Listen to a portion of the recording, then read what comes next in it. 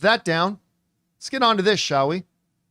A new trailer for Francis Ford Coppola's Megalopolis has now dropped. A movie that nobody is going to go see. And listen, it gives me no joy to say that. It's Francis frickin' Ford Coppola. It's the man who gave us The Godfather, right? I mean, it is what it is. But we heard a lot of there was a lot of excitement amongst the distribution community, the movie distributors, when Francis Ford Coppola was bringing them a new film. And I remember last year, it was 2023, when the distributors finally got to see the film. And they were like, what is this? They were like, how do you sell this? Like, how do we sell this to the audience? How do we get people interested? This is not, and subsequently we didn't hear great things about it. Now, I have not seen it, so I have no idea. I just know it's Francis Ford Coppola. This is a strange trailer. Mm-hmm. Yeah, it is. For two different reasons. One, the obvious thing. The first third of the trailer is just how great Martin Scorsese, how great Francis Ford Coppola is. That would have been really great. Martin Scorsese's the best. Bold. If you like things like Francis Ford Coppola check movie. out his. I mean, and then it does something really strange. It's like, oh, Godfather got terrible reviews. Because listen, it's the elephant in the room. People are not saying nice things about this movie. And their argument they're trying to make is that, well, people said terrible things about his other movies. And to be honest, it's a little disingenuous. Because while there was certainly a lot of scurry around The Godfather when it first came out, this whole portrait they're painting that everybody hated The Godfather when it first came out. Really? Everybody hated it? Because if I recall correctly, they gave it Best Picture of the Year at the Academy Awards. And it was a box office smash. Is that how much everybody hated it? That they actually voted for it to win Best Picture? And then they talked about Apocalypse Now. And they showed a couple people like, what the hell is this? By the way, there are still people today that look at Apocalypse Now and say, what the hell is that? I personally love Apocalypse Now, but there are a lot of people today who look at that movie and go, this. And then I thought the strangest thing, Bram Stoker's Dracula. Which is, I'm sorry, it's not a great movie. That one, the reviews, you're like, that's fair. When it was going through, I was like, oh, okay, oh yeah, oh. I can see that one. But they use so much of their trailer to basically whine that there are people out there who saw the movie that say they didn't like it. To me, that's not showing confidence. That's just you complaining and whining. And is so far beneath an icon on the level of a Francis Ford Coppola. Okay, but put that aside for a minute. And it wasn't short. It's not like it was like a quick, the critics didn't like Godfather, boom, boom, boom. And the critics didn't like Apocalypse. No, it was like this long, drawn out thing. When it first started, I honestly thought, oh, shoot, I think I clicked on a gag trailer. I don't think this is the right one. Is that Lawrence Fishburne? Yes. Yeah. Doing the voiceover? Yeah. Yeah. Even his delivery, it made it sound like it was a joke. And it sounded like a joke, and it sounded like it was a throwback to like the old 70s, like, in this movie, you'll see. It's very Don LaFontaine, which is a great voice. I mean, Lawrence Fishburne doing it. Yeah, but it does make it feel antiquated. And I know we still have trailers with critics say that Yeah. But it feels like a weird throwback. Yeah. Now, then we finally got to the trailer. Yeah. I still can't tell you what this movie's about.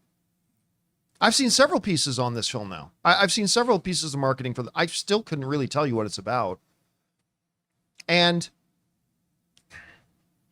if Blade Runner 2049 taught us anything, which almost everybody acknowledges is a brilliant film, just putting a marketing campaign that says, look how weird and twisty and otherworldly our movie is. What's the movie about? We don't need to tell you that. Look how strange and advanced and utopic that this whole world is. That doesn't work in marketing. Blade Runner 2049 is a brilliant, brilliant, brilliant film. Everybody agrees with that. But it flopped because they took this kind of a marketing approach. And I'm sorry, but I don't see average film goers watching this trailer and going, ooh, I got to go see that. Now, there are going to be a bunch of hardcores out there who are just like, Francis Ford Coppola, good enough for me. And that's totally fair. I'll be there to see. Like, I think this trailer is a big miss. I'll still be there first day because it's Francis Ford Coppola. So I will always give Francis Ford Coppola the benefit of the doubt until I see the movie and he loses that. But, you know, I'll go to see it. But who's going to go see this movie? This movie is going to flop. It's my most anticipated. Mega. Right after Sonic. I can see the headlines now. It's number one. I can see, Beat out Sonic. I can see the headlines now. Megalopolis. Oh. Oh, bravo. Oh, what? No, if it does good, it's Mega Can't Stop You List. Yeah. Oh. Well, his is better. He's better, but still, come on. Come on, man. This movie's got the buff in it. Shia LaBeouf is back. Ray's gift with changing up names.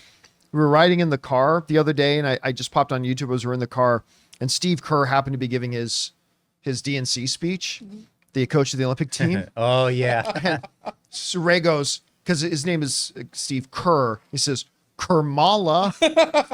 Right, Chris? No. I love you. No, take the camera off. We'll just include laughing sounds after. You know, the thing is that... include laughing Yeah, the thing, we'll add a laugh track. This one's pre-recorded. Yeah, we so can we do can- that. yeah. We can edit it. We have the power. Yeah. Yeah, I could You like completely when I say change. we? You have the power. I have the power in post, so I can do this. No, but you know what? With this trailer, there was a couple shots that looked very interesting to me. I thought they looked very cool, especially that big robot sitting on the corner, depressed robot, I think. It was a statue, and it was It like was a it started statue. moving. I thought that, but still, I don't know what's going on. This guy's trying to build the perfect city, right? I think because of maybe a perfect disaster society. that happened, or perfect society, and they're planning to block off everything else, or they're worried about like the pushback from like maybe the poor side. Is this like a class war? I think it's not a class war so much, but it's more of like we want to keep this, like we want to rebuild the city the way it was, But and they he's wanna like, we block can people change out. this now. But they're trying to block people out, right? Is that why the uproar is there? No. No, that's a think- political uproar that they're Oh. trying to Yeah. get against him. Yeah, but it does seem like part of the movie is like in his head, where they're just kind of dancing around skyscrapers, or he's like about to go over an edge, but he stops and he goes in reverse, and the bottle cut. So there's stuff that's like not really happening in reality, like that moving statue, because it's just in his mind. And then there's this political debate going on. It kind of looks like Caligula in like futuristic New York. It's all over the place. So I do get all over the place. It could actually land as a film, but I don't know. Guys, we want to take a second to thank a sponsor of today's episode, Miracle Made. Guys, it's hot outside, and your nighttime bedroom temperature has a huge impact on your sleep quality. So if you wake up too hot or too cold, I highly recommend you check out Miracle Made's bed sheets. Miracle Made sheets are inspired by NASA and use silver-infused fabrics that are temperature regulating so you can sleep at the perfect temperature all night long. There are just so many things that make these sheets so fantastic. We already mentioned the self-cooling properties for better quality sleep, but they're also self-cleaning. These sheets are infused with silver that prevent up to 99.7% of bacterial growth, leaving them to stay cleaner and fresh 3 times longer than other sheets. No more gross odors. So go to trymiracle.com/Campea. That's TRYMIRACLE.com/Campea to try Miracle Made sheets today. And whether you're buying them for yourself or as a gift for a loved one, if you order today, you can save over 40%. And if you use our promo code Campea at checkout, you'll get 3 free towels and save an extra 20%. Miracle is so confident in their product, it's backed with a 30-day money-back guarantee. So if you aren't 100% satisfied, you'll get a full refund. So upgrade your sleep with Miracle Made. Go to trymiracle.com/Campea and use the code Campea to claim your free 3-piece towel set and save over 40% off. Again, that's trymiracle.com/Campea to treat yourself. Thank you, Miracle Made, for sponsoring this episode. I will say, to his credit, it is a really interesting marketing ploy to take the bad press you got and put it in front of the movies Try to that make it everyone, work for you. Yeah. and just do, hey, everyone since I came on the scene has been saying how my movies are dog shit, and they're not. I'm an Oscar winner. I'm one of the best. I'm a maestro. So who's to say that this film is going to be another flop? All of you have come to see all my other ones, right? It's just the packaging of it that feels weird, because then you follow it with this, which feels very ambitious, but also very disjointed, and a lot of like Journey to the Moon references with Caligula. Now, by the way, the synopsis Pretty reads like this: Megalopolis is a Roman epic set in an imagined modern America. The city of New Rome must change, causing conflict between Caesar, Adam Driver, a genius artist who seeks to leap into a utopian, idealistic future, and his opposition, Mayor Franklin, Giancarlo Esposito, who remains committed to a regressive status quo, perpetuating greed, special interests, and a partisan warfare. Torn between them is socialite Julia, the mayor's daughter, whose love for Caesar has divided her loyalties, forcing her to discover what she truly believes humanity deserves. Oh. So a little bit of the Capulets going on here, I guess, on some degree. Do we remember what the biggest things the critics said that that reviewed it already? What was the big? Mostly that it was a mess. It's just a mess. There was no like underlying theme between all of them. I remember more of what the distributors were saying after they said. They were just like, we don't know. I like, how do you, this is a very confusing film. We don't know how to, I don't know how a general audience is going to get into this. But IMAX picked this up, right? They're supporting this Well, one. That was one of the actual big They picked it, IMAX is in a studio. Oh, yeah. So they Distributor. picked it up, which means they'll play it on IMAX screens, but it's not like Twister or it's not like Deadpool and Wolverine. Like, when they say they're going to play it on IMAX screens, it could be on 5 for a day, or it could be on 50 for a month. I mean, they weren't really specific to that. They just, the head guy of IMAX made a commitment that we're going to play this on IMAX screens, but they did not say how big, how wide, or how long. Yeah. Essentially, I mean, the fact that his name is Franklin Cicero and his name is Caesar, it's just a play on Cicero and Caesar and how. Well, the town is called New Rome. In New Rome, and like. Cicero's I guess just his like adversarial nature towards Caesar, reforming the Roman Republic, and he could see he was trying to make it into an imperial system, and so I mean it's definitely just like a take on Rome. And we saw Which could be cool. And we saw some gladiator games going on too. Yeah, they had the like the circus. They had which felt very out of, again, it's New Rome. It felt out of place for a place being so futuristic. This could be cool, and it could have like a cool comic book kind of overtones. Yeah. So that's why I say I'm like you, John. It's like I got to see this to I have to see it. Have to see it. I got to get one more. It's trailer, definitely ambitious. Yeah.